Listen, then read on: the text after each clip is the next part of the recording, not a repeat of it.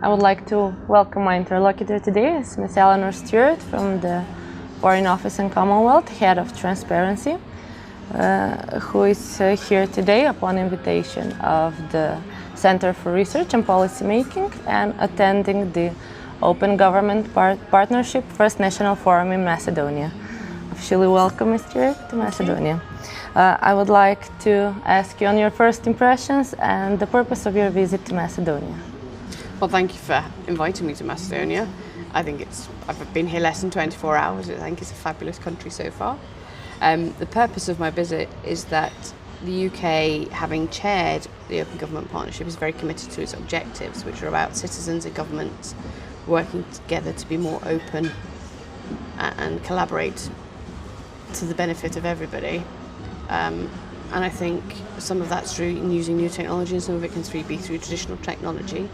And I think the UK has been seen to lead the field according to a recent survey in this area. So we have a lot of expertise I would like to share. But I think at the same time, we recognise that it's a journey we're on, and we want to learn from other people's experiences. And I think it's always useful to get new ideas. So my purpose is twofold: to share experiences and learn about what's going on in Macedonia and support the objectives of the Open Government Partnership. And I'm very pleased to be at the First National Forum. So, except for the First National Forum, what other activities of Macedonia regarding this issue do you find particularly important? I think it's great. You've got a lot of innovation going on. I've just been listening to a very interesting presentation about the work of Finca and the fact you have a data portal and some of the innovations around that. I think it's fabulous to see some of that exciting work, particularly around crime mapping and matching jobs, vacancies. I think it's really important and it really matters to some citizens. And do you think that Macedonia currently is at the right path and moving with the right pace toward digital communication? I think digital is an important channel, and I think every country has to go at its own rate. But I think, and in 24 hours I couldn't possibly comment on whether you're going fast enough or slow or anything else, but I think my experience from the UK is that new technologies open things up very fast to wider audiences, and it's great to get citizens involved in using that, and it's a really good vehicle to improve collaboration between government and citizens. Speaking of which, the Macedonian government publishes a report on what has been done every 100 days after the government was compounded, and then at the end of each government mandate or term. What is your opinion on that? Does that reflect the government's engagement in transparency? I think the Macedonian government is committed to transparency. You were the 32nd country to join the Open Government Partnership. There are now 62 countries. You're on your second National Action Plan. You've just finished your first, and you achieved quite a lot of the objectives in that. I think that shows a government commitment to the objectives of openness and transparency and engaging with citizens. I think some of the challenges going forward are about how citizens engage and the people of Macedonia engage with their government using these channels to actually work with them. So I think there's a commitment on both sides to do that, and it'd be great to see how you achieve that with the National Action Plan and deliver that. What are the main citizens' benefits, in your opinion, from government's transparency? I think there are a lot of benefits to citizens of transparency. I think it enables people to hold their governments to account. Now it can be anything in terms of fiscal transparency and where the money's being spent and who's being paid what at the top of government, to how education is being delivered across the country, what the performance of different schools is, what the difference in performance of different hospitals is. In the UK, we've done a lot with healthcare providers, monitoring and releasing information about different kinds of health achievements and who's delivering what standard of healthcare, and that's really helped citizens identify where they feel they're not getting what they should be getting from their local health service and drive up some of the standards there. Similarly in education and also in the area of transport. So I think there are benefits across the piece in terms of accountability for citizens and public service delivery. And the final area that I think is very important is that openness and transparency can deliver real economic growth. by releasing some of the information that government generally tends to hold, other people can use on it and build on it, and that in itself generates an industry.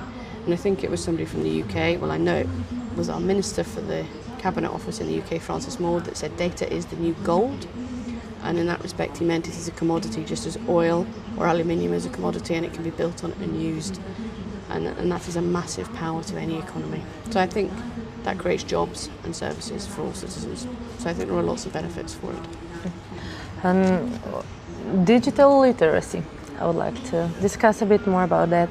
70% of Macedonian households have a computer at home. Children have access to computers and the internet at every school, elementary and high school.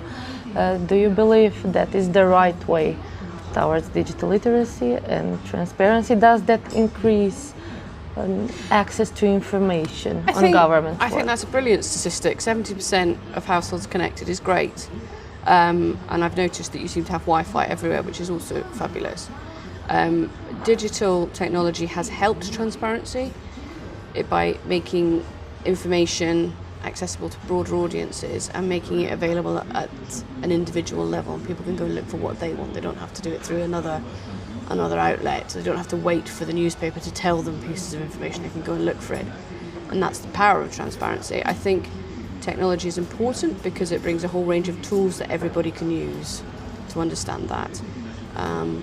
So I think it's great that you've got a high level of digital literacy. It's great that children are learning how to use computers at schools. And I think it can only help your journey to transparency that you have that level of digital connectivity. I think also, I mean, in the UK, we have done a lot of time helping we have an aging population, so we've spent a lot of time and resources trying to build up digital literacy in our older generation. We have pledged to move to a completely digital, by default as we call it, system of government service delivery, which we are moving towards, which requires everybody in the country to understand how to use digital technology and access to digital services.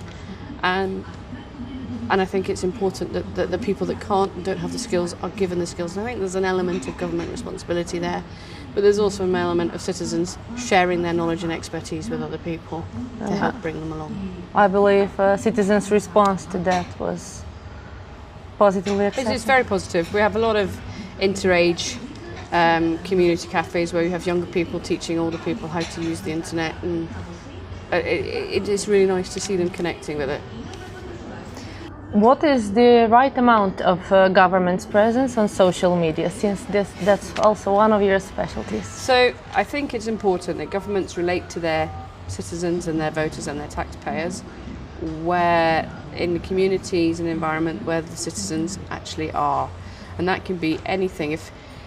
If the predominant place where people are communicating and talking about issues that affect them and their lives and their communities is in the town hall, then government should be part of that discussion in the town hall. Digital technology and social media takes that debate online, it broadens it, and it makes it much easier for more people to participate, but it should be by no means exclusive. The primary principle is the government should be where the people are discussing the issues, because otherwise government cannot understand the issues that affect the people it's serving. And that is what social media is very useful in doing that. And in the UK we find it very powerful with the rise of social media. More and more people have Facebook or Twitter accounts and use social media.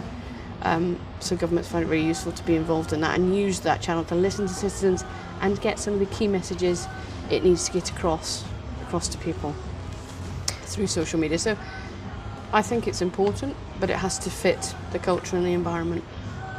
It's appropriate. Thank you. What is your recommendation, since Macedonia has finished its first action plan, working on its second? I think, yeah, it's got a great second action plan. I think it requires a lot of engagement from NGOs and citizens with government and a willpower from both sides to make that work and deliver it.